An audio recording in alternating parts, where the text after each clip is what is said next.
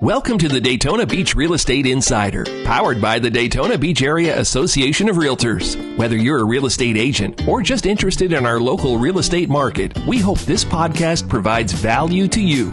We explore how our local association supports its members and share key tips for navigating Volusia and Flagler County real estate. Stick with us for the next few minutes. You won't want to miss it. Hi, everyone. Welcome. I am sitting here with Kristin Petersen, our 2025 president of the Daytona Beach Area Association of Realtors. That's me. And Mary Smith, president-elect. So welcome. We are excited to be starting a new podcast, hopefully very informational for everyone. So if you guys are ready, we'll dive right in. Yeah, let's do it. Good afternoon. All right. So what motivated you both to take leadership roles in the association? Kristin, I'll start with you. Oh, lovely. You know, it's funny you asked that question because if you had asked me in 92, I think 91, I started in real estate. But if you'd asked me, oh, what's your, what do you want to do? I would have had no idea. You know what I mean? This just it just kind of comes on you, right? Like all of a sudden you're like, hey, this looks like a really good idea. But it takes a long time to get there, I think.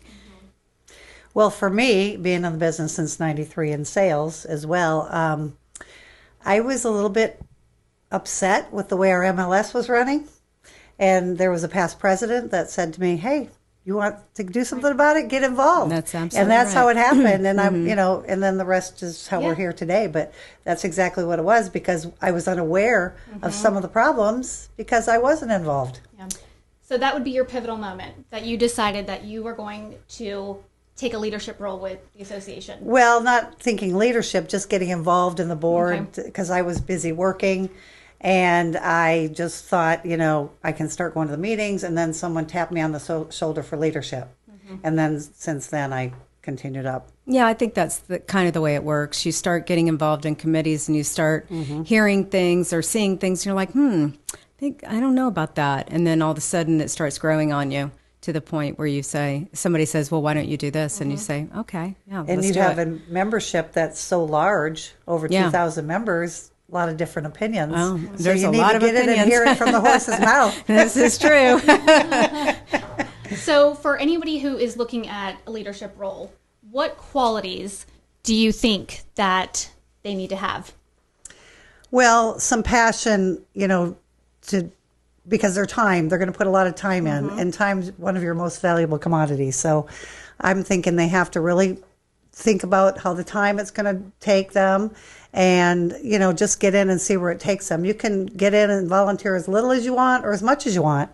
So, that's what I think they really have to evaluate, is the time that it's going to take, because you've got to get committed. Right. Yeah, and I think on the leadership side, if you really want to get into, besides, going to committees, but if you want to actually be a committee chair or a co-chair or get into the leadership side of it, you have to have a passion behind what that drive is, what's driving you to get there, because it is a huge, much more than you ever thought, time commitment. Yes. I mean, it's not like another job. And what floored me is even when you get up to the regional level or the state level or the national level, I remember going to Washington and saying, well, when do you start getting paid for this?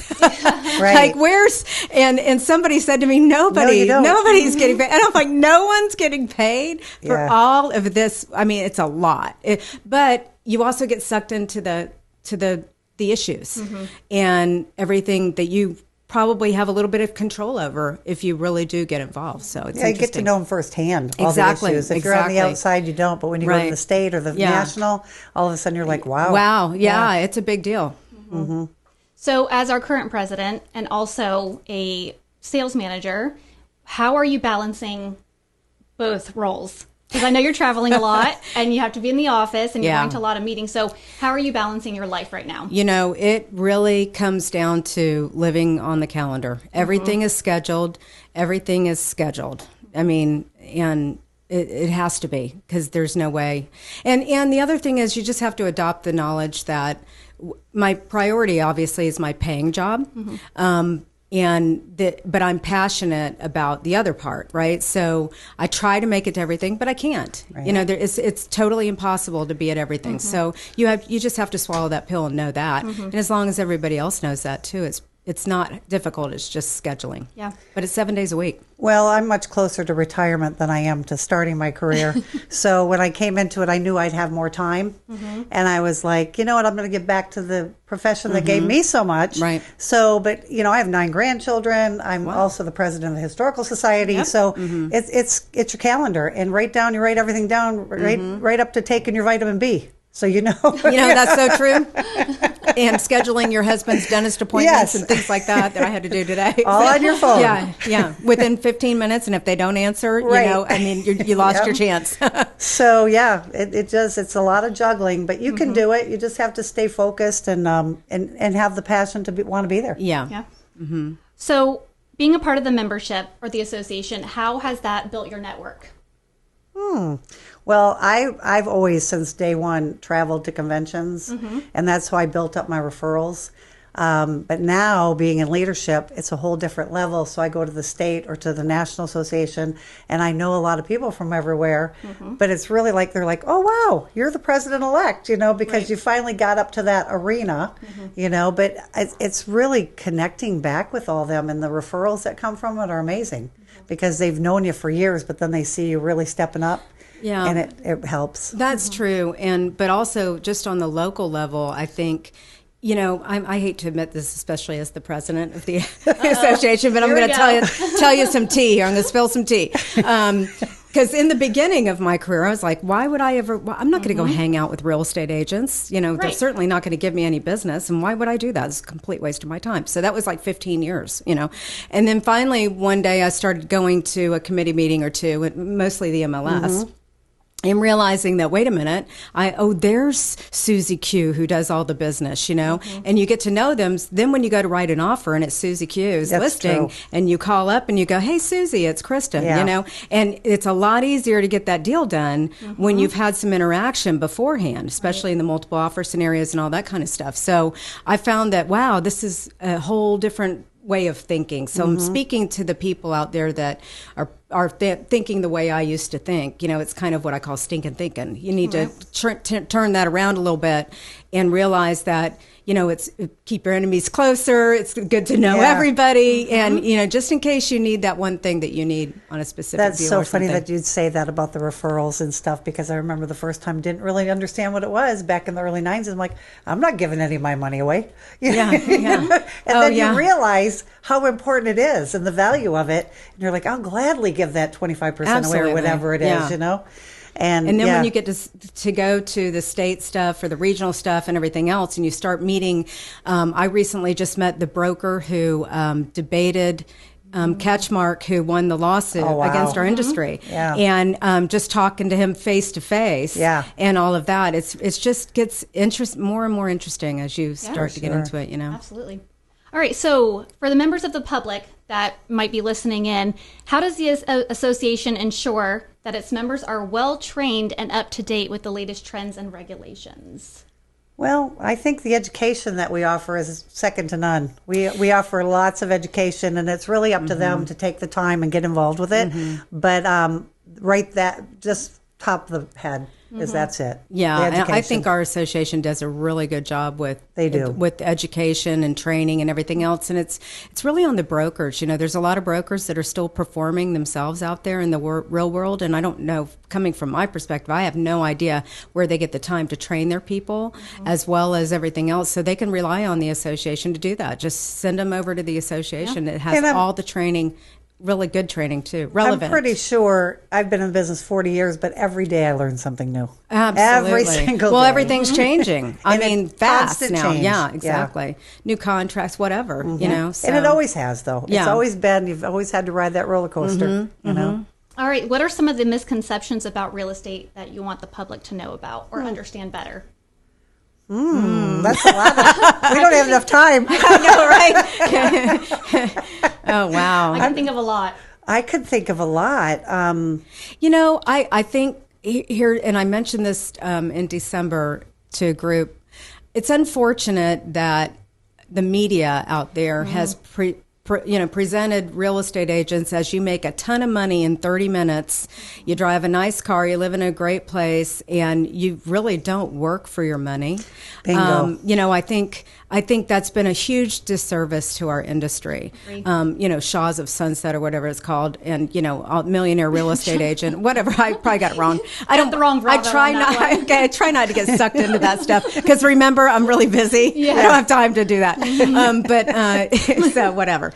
But that's what really bothers me, because I think the general public has no clue that we basically are the only industry which will take on a job, spend our own personal money on something with no guarantee of return, and many times there is no return. Many times. And so we're going into debt for people who really aren't serious about selling their house or whatever, and we're doing it gladly. Well, you know what I mean? So, I would love to take retainers on people. You know what I mean? It's and that's been done. Yeah, I know. It can be done. It can be done for like your advertising. They have no idea the thousands of dollars you dish out for a photographer, a video, right away, and you're not getting paid unless we close. So I think and you're giving up stuff at closing. You work so little, and you have such a high life, and you don't have to do, you get thousands for doing nothing. And it's like, so they have no idea till they get in it. I always ask new realtors, why did you come in the business? Well, one of my friends, I have a friend that's in the business. I'm like, only one? An average person knows like 7 real estate agents, I think is the stat. Well, if there's more people with real estate license than driver's license in the state of Florida. Yeah. So, it's... that's probably the biggest thing is we do, and we deserve to get paid, and we should be paid. And it's just shocking to me how many people have no clue. Well, and it goes to the rule. It used to be 80% of the business is done by 20%. Now I think it's more 90-10. And you always know who those top producers are that are out there. But the other ones, they're not getting the education. They're not getting involved. And that's on them. I will say that too. You have to, when I grew up in real estate, probably the same time you did, there was nobody out there saying this is how you do it, and no YouTube videos and TikToks and anything like that, which I wouldn't follow a lot of those people anyway. Right. But, you figured it out yourself or called the hotline and said, am I in trouble here, or whatever the deal was, because your broker was out selling too. What's the RE/MAX line? The more you learn, the more you earn. That's you got it. You've got to stay on top of it. You're self-employed. It's your business. Right. It's your business. It's your business, and so it's kind of on that. And I think that's something that the association can play a role in, because I think a lot of times, the brokers are just hiring the numbers, trying to get the right mix there, and I mean, you mentioned that. I'll usually ask somebody, how much money do you have? Yeah. Do you have any money in the bank? Let's start there, because you're not going to, it could be a year before you get paid. Or you say, why are you getting into the business? I just love people. I love people, and I love houses. And I go, you love people? You haven't had a closing yet? Because once they have a closing, they realize just how serious it gets, and the emotions, how high they get. It's tough. You gotta have a good manager like you to train them. It's not an easy business. It's not easy, but if you do it right in the first 5 to 7 years, and you really build those relationships and everything, that's when you get the phone calls, just come list my house, and that kind of thing. And then you do more business easier than in those first few years, but you got to pay the dues, man. You do have to pay the dues for sure. And there's no fast way. No, and I remember getting in, selling in '93. Before that, I was in title for 10 years, so I had a constant paycheck. And then 7 years later, my daughter goes to college, and they're like, "You've got to pay a tuition. You have to pay this for her food ticket." And I'm like, $2,500. Where am I coming up with that? Well, I went to work as a waitress for 6 months, and I earned it, and I sold 3 houses out of the restaurant, and then you continue on. But you got to be able to put the work pivot, in. and pivot where you have to, and just don't quit. Yep. Just don't quit. That's the key. Just don't quit. Don't quit. Keep the license at least active. Yeah. All right. So, how does the local real estate market differ from national trends? That's a good question. Depends on the media. Yeah, this is true. Has a lot to do with it. This is true. Yeah, I mean, it's really, real estate right now is hyper local. hyper local, especially in Florida. Yeah. You know, because we're doing great here, you know, and we still have tons of people moving into the area. And some areas are better than others. You know, you got the insurance issues and all the other stuff we're dealing with in the state. But when you talk to somebody out in California right now, where everybody's running from, or Michigan, or those kind of, you know, areas that aren't doing so great, I mean, you know, sky's the limit here in Florida. Yeah. So you have to convert the consumer from the NBC News at night to what's happening in Daytona Beach, Ormond, or Port Orange, or whatever. And know your numbers, know your data. Absolutely. You got to be able to give it to them right there. Don't listen to what they're telling you on TV. This is actually what's happening in our local market. Yeah. And even from here to having a listing in Orlando, it's way different. Not just, you know, I'm like, wow, hot. It's okay here sometimes. Then it could change. And you actually have to tell people that. You just reminded me, when I used to go on a listing appointment, I would tell the seller, you know, it really doesn't matter what's happening in Volusia County. What matters is what's happening in LPGA. That's right. And so let's talk about LPGA numbers, because that's what's going to affect your house. And that's how granular you have to get with people right now. Yeah, for sure. Well, really, should have been doing it the whole time, but you know. But that's something you have to learn through experience too, because a lot of them go, I'm going to fake it till I make it. I was one of them. Yeah, I did too. Yeah, I went on my first listing appointment. It was when the paper, you know, the press hard copier, 5 copies. No, you tear off the left and tear off the right side, and so I ran all the comps on it, and I showed up at the house just with the whole list, and it was like, here it is, and it's going down the kitchen thing, and I'm like, just read them, you know, whatever. I didn't get that listing, obviously, and they called me and told me, you weren't that good, you know. But you learned. But you know, there's nobody telling you how to do it, so I was just. What did they say? You know? Here's your desk. Here's your phone. Good luck. You're on your own. Yeah. And on Tuesday we'll have pizza. You know. Yeah. Sounds like Planet Fitness. All right. Circling back to the association, just because probably a lot of people in our local community don't realize the impact that the association has as far as outreach and charities. So can you guys talk a little bit about, you know, what the association does for the community? Well, we have our foundation, our charitable foundation, which is great, and it's helped out a lot of our realtors that had problems with the hurricanes. So that was one great thing. We do support many organizations around the area, like the Adopt a School and the Boys and Girls Clubs, all that, everything. That's happening right now, to benefit childs. We also do the Halifax Toy Drive. Yeah, a lot of things. Yeah, and so if there's somebody out there that's listening to this still, that, you know, you're an organization or something, you need some help, you know, call us up. I mean, if we can help out. We do a lot of the stuff with the schools, the backpacks, and all of that throughout the year, and we're happy to entertain, you know, the possibility for sure. Yeah, it's worth a try to give a call, and you know, we listen to it. Absolutely. Our board of directors is pretty level-headed, and we have a good group of well, except for that lady named Mary. I do get a little bit, but at least everybody listens. Yeah, you know, and we have a good group that range too. It's a good range. Yeah. It's not everybody believes in this and that. We all have different things. Yeah, so it works good. Yeah, but and you know, just get involved and they can find out a lot more stuff. Perfect. Yeah. All right. Well, thank you both for joining You're us. welcome. It's been a pleasure. That was fun. We look forward to doing it again soon. And you are Ashley. Thank you, Ashley. Is, the committee chair for the techchology committee. I'm learning everything from her to be the president next year. Perfect. Yeah. Take that. You know what? One thing I will say, if somebody wants to kind of get involved in that end of it, it confused me initially because you have the president, obviously. That's a voted position. You're voted into there. Then you have president-elect, which automatically becomes president. But you have vice president. And I always thought vice president gets president, you know. But in this case, you have vice president in case something happens to me and you. We're in the same car and we're in the hereafter. Lord have mercy. Then the vice president stays there. And then you have directors, 1-year directors and 2-year directors, and those are all voted on positions too. And so if you're interested, you just have to put your toe in the pond or whatever the saying is. Join the leadership. Join the leadership academy, which is really helpful, and they give you so much insight on the whole organization, plus going and doing like the spokesperson training session. That's a lot of fun. I mean, just crazy stuff that you get to do that you never would have thought you would get to do. Yeah, and you wouldn't do it unless you were forced to. But yeah. So, yeah. We'll come back again if you ask perfect. us. There you go. Well, thank you. Okay, thanks. Thanks for tuning in to the Daytona Beach Real Estate Insider. We hope you found today's episode helpful. Be sure to subscribe so you never miss an update. And don't forget to follow us on social media for the latest news and tips. Until next time, happy house hunting.